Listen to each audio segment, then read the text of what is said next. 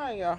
So, here is, I just uncovered everything. Well, everything except for that over there.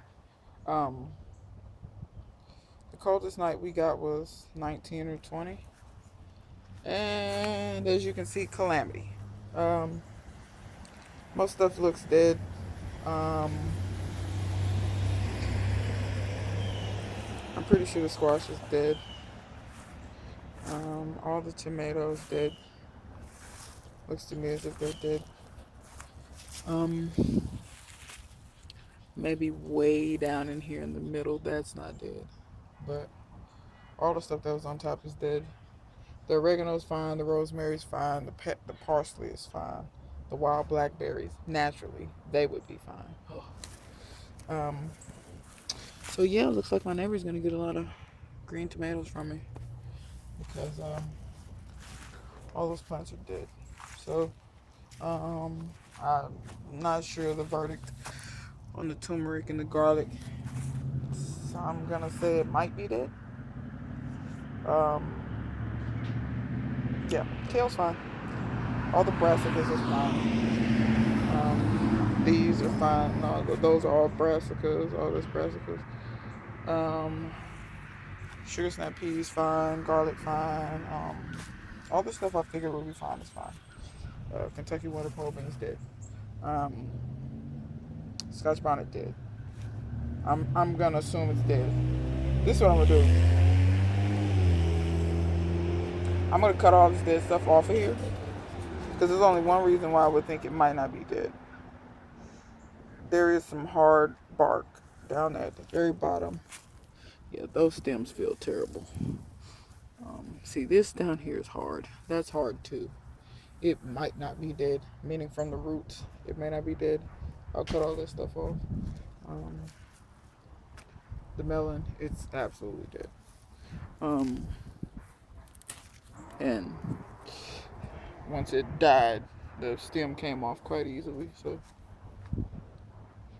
it actually smells like melon now too. So I will be giving this a whirl. I don't know how ripe it had the opportunity to get, but I'm sure this other one over here will come off easy too. Okay, see? Stem's not coming off easy, but the vine, as you can see, is no longer green. It's dead. Great. Dropped you. Sorry, I didn't mean to drop you. All this stuff looks okay. The carrot seedlings, all the little carrots. I don't think there's much. Anything you see on top here that's dead is currant tomatoes. But the currant tomatoes protected the radishes and the carrots and stuff. Coriander or cilantro is fine. All these radishes. This stuff was frozen the morning when I came out. You can see a little bit of damage here. You see that? How this kind of translucent, but for the most part, frost isn't gonna kill brassicas unless it's. I've seen brassicas come back from snow. So this is my. This is the one I didn't want to lose, but there's a lot of damage. A lot of damage, but I don't think it's dead because all the way in the middle there are signs of life. I'll show y'all. Eggplant's dead. Not surprised. Um, so you see out here, all of this, that's absolutely just dead. But you see how that cut? Can y'all see up in there? That's still alive, y'all. So that stuff is damaged and it's dead. So what I'm gonna do is I'm gonna cut the damage off. I'm gonna cut the damage off and I'm gonna see what I have left. We're still supposed to be at 30 degrees tonight, but it is what it is. At this point, this is a experiment. But you can tell the damage from the non-damage. When you look at the stems where it's damaged and the cells have broken, you'll see very dark It'll be very dark or translucent looking. Like you see how that's dark green and then over here it's lighter. Yeah, everything after that is dead. Um, show y'all again. See that light stripe? See how that's damaged? This didn't get damaged, but back here it's damaged. You can also tell by the way it cuts. When it's super damaged and really mushy. Well, that it wasn't a good example, but see how it doesn't even cut? It's just so mushy, it just mushes. So, yeah. But like I said, you can tell damage. It's not rocket science to be able to tell damage. But down in here in the middle, it's not damaged, so I'm going to leave it. I'm actually, after I get through cutting all this damage off, I'm going to cover it back up because it's going to be 30 tonight. Yeah, I'm trying to save this tomato with everything in me because after we get through tonight, we're not going to have any more frost for a good little while. So I'm trying, y'all. I'm trying to save what I can, but a lot of this stuff's going to come out of here. So let me cut on this some and I'll come back. Alright, y'all. So here's all of what I ripped out down here. Well, cut off all the damage from the current tomatoes and those peppers. They're mushy. I probably still could use them, but this is what's left of my behemoth tomato that's not damaged. I probably should have left a lot of the damaged stuff on. That way when it... Well, we're not going to stay below freezing that long. Let me explain something right quick. I kind of didn't have a hope for a lot of this stuff because the night that we did go down to 20, we stayed below 20 so long. So I want to explain that real quick. Sometimes it's not always what you use to protect your stuff with, because this right here is fine, but that's not. So this is a lesson in a couple of different things.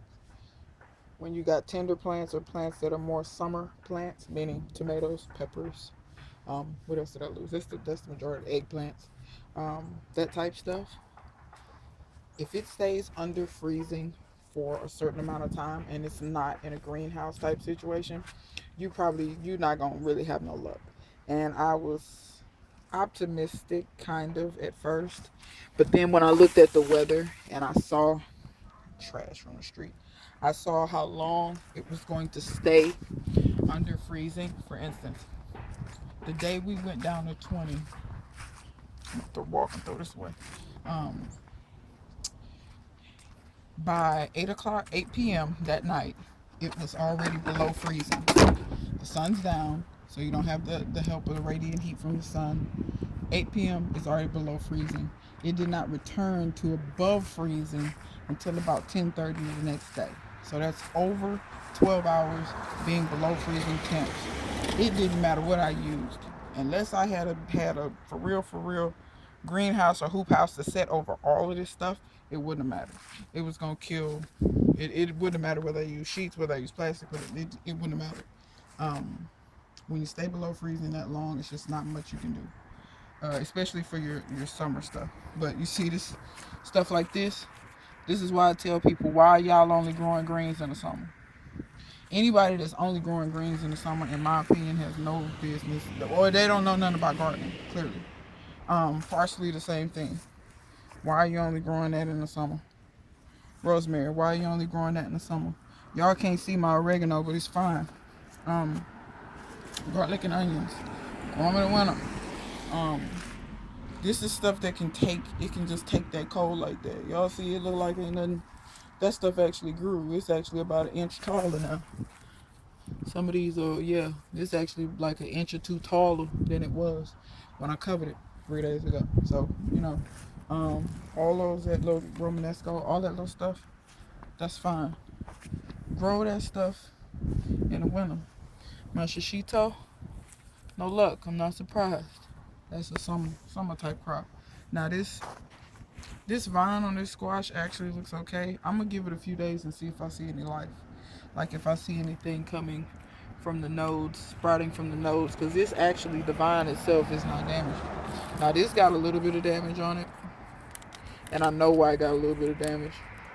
These leaves, it did rain while we were below freezing. And those leaves actually got water on them and actually froze. But you can see otherwise, the leaves that didn't get frozen, they're fine. The kale's fine. It's Russian kale, trust me. It doesn't get near cold enough to do damage to that. But I'm gonna take all these tomatoes off of here. My neighbor's gonna have a field day because I'm finna give him all these green tomatoes. And he freaking loves these. They not that big, but trust me, he'll eat them. So he finna get a whole bunch of fried green tomatoes. Well, green tomatoes that he can fry himself. Because I'm not going to fry them for him. But yep, I hate I lost my tomato plants because y'all can see I was about to have a really good harvest of tomatoes. If I could have saved them. But c'est la vie. No such. But they're not going to waste. So that's the good thing. And these tomatoes actually didn't even get frost damage. It's just the plant couldn't take it. Now, these over here got frost damage. They're mushy. I'm not gonna give them the mushy ones. The mushy ones, the texture won't be right when you fry them. But yeah, so you know it is what it is. Somebody came by and was like, "Are your plants okay?" I'm like, "Not anymore." My whole pink eye target is gone. The whole thing. I can just see the whole thing's gone. And I really like those tomatoes too. But I have more seeds for them. I will grow them again next year. Did these get frost damage? Nope. These didn't. So that's again. There's another one. My hand's not big enough. So I'm gonna kind of show you how my tomato harvest is gonna be looking at. These are ripened on up some more. I'm just gonna have a nice little harvest here. The freaking water truck sounds horrible. Like it's about to just quit. So yeah, y'all, I got some more stuff to rip out, but will make room for other stuff. Because honestly, when stuff dies, I have no choice but to rip it out, and it makes room for other things. So y'all know me, it's hard for me to kill stuff. Well, see, I didn't kill this, Mother Nature did. So now I don't feel as bad. I'm gonna cut some more of this stuff out, and I'm gonna come back and show you what this bed looks like once I clean it up. Oh, I know this is supposed to be about frost damage, but who could resist the cuteness of Felix? Hey, buddy. You're so big and crazy. Yes, you are. So let me show y'all where I got. Okay, so that's all the green tomatoes going to my neighbor. Y'all, I like fried green tomatoes, but not like him. He loves some damn thing. So it actually gives me more pleasure to give them to him than for me to fry them up myself, because he likes to eat them more than I do. So I got a lot of stuff ripped out here. I got all the tomatoes and stuff ripped out. I had sugar snap peas and stuff coming up randomly here, there, everywhere. I am gonna rip out these Kentucky Wonders too. I'm gonna rip them out. I'm just not gonna do it right this second, because I do have other stuff to do today besides ripping up my beautiful garden. Oh, I didn't realize that was so tall. I did have a few things that anyway, it'll give these sugar snaps that I have in here, it will give them much more sunlight to do what they need to do, which is good. The oregano's still there. The basil is not. The only one basil I see that might have survived is that one. I ripped out several. There's some roots still down there. Not worried about it. I got seeds. Starduster sent me seeds for sweet basil, which is that regular Genovese basil, and Barefoot Gardening sent me seeds for holy basil. So not worried about the basil. I actually think that eggplant made it because all the way right here, those are leaves that are not damaged. They're green. Like I said, I think that made it. We'll leave it and see. It's either gonna prove me right or prove me wrong. Like I said, my garlic and my turmeric. My ginger and my turmeric. I don't know yet. I'm pretty sure the roots survived though. Even if the tops didn't survive, I'm pretty sure the roots survived. The roots and none of this stuff froze. It was just so much damage from the top. When we have so much damage from the top, it'll shock the plant so much that the plant won't recover. So I pulled out a lot. I left that vine. Let me show you why I left the squash vine. I found a part that was buried real deep that didn't have any damage on it, and this is the little growing tip part. So, and the vine itself doesn't seem damaged. Seems more like the leaves and stuff was. We'll see what it does. I'll give it a few days. If I don't see no progress or no nothing, I'm going to cut off the squash, and that's going to be that. Now here's the one part I haven't uncovered up here. Haven't cut my melons open yet. I did try that itty bitty one. It was actually sweet. So that was a plus. I'll take this little clamp off. I had a clamp holding it closed. Yeah, sunflowers not looking. They're looking like shit already. Excuse my French, but it is what it is. Take this clamp. I had several clamps holding things. And if you don't have any of those little clamps, you can get them from Walmart. I don't know what kind of clamps. They got a bunch of different sizes. Look who it is. Not surprised. Not surprised. Sunflowers are not for the winter. I actually planted these really, really late. That's my bad. Mulberry's fine though. I don't think my pepper made it though. But I did plant some sugar snaps way down in here. I'm gonna leave the roots. I'm gonna cut all the tops of this off, I think. But I'm gonna leave the roots. That's mushy. I think this will redo something from down there.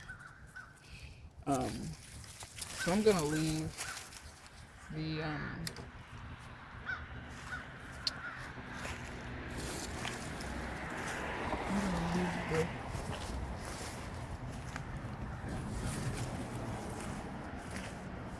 pepper. I'm gonna say no. I'm gonna say no go on this pepper. That mulberry don't look great, but it ain't dead. I don't know. The vines down there are pretty hard, y'all.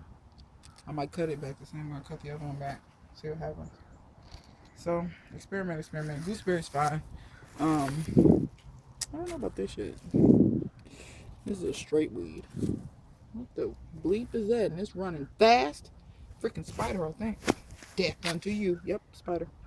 But yeah, mulberries are fine, which I'm not surprised. Even if they had lost their leaves, they would have came back. Gooseberry, it's good to know they can take cold like that. Even if this pepper doesn't make it, you'll see them sugar snaps I got on there. So the sugar snaps will do great. My Mexican sunflower, I hope it comes back from the roots or something. If not, I'll have to buy more seeds for it. Because that's a plant I actually need. Because that's fertilizer. So that's what I'm growing that for. Fertilizer and pollinators. So that's where we at. I'm just gonna kind of finish cleaning up some stuff. I got these sheets laying out here getting dry. I'm gonna fold them up and put them with the rest of my garden implements. You can see the roses look fine. So yeah, that's how we fared. So we did okay, I guess you could say. We did okay. Um, I'll try those melons and let you guys know how they were. This is an interesting shaped tomato, like a plum shape. None of the other ones were that shape. Y'all look in there. Can y'all see that? See them tomatoes in there getting ripe and red and ready? I'm glad those didn't freeze. Um, Here's one that's set that didn't freeze. Why are these all of a sudden oblong? That's very interesting. The other tomatoes weren't oblong. That's crazy. See, it's a volunteer, so I don't know what the genetics are. I have no idea what this is doing. All the rest of the tomatoes were round. Now it's making oblong tomatoes. It's very interesting.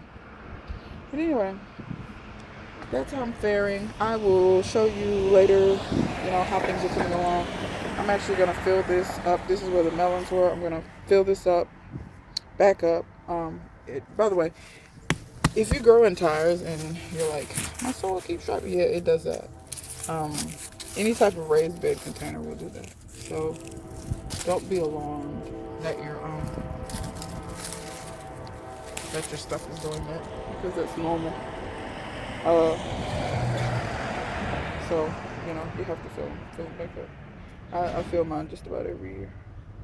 The comfrey is actually okay, which I'm not surprised, because I believe that's called Russian comfrey. I think that's actually a false comfrey. That's why it's sterile. It produces flowers but no seeds. So it will bring pollinators, but you'll never get seeds from it. You propagate it from cuttings. I mean, not cuttings, but the roots. You dig the roots up, and if you give somebody a little piece of the root, it'll grow from that. That's how you propagate it. True comfrey actually produces seeds. And true comfrey is actually supposed to be more medicinal than that.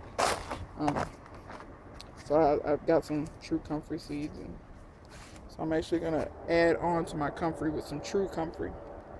I'm still going to keep this because it works great as fertilizer. But yeah, that's showing y'all what's up.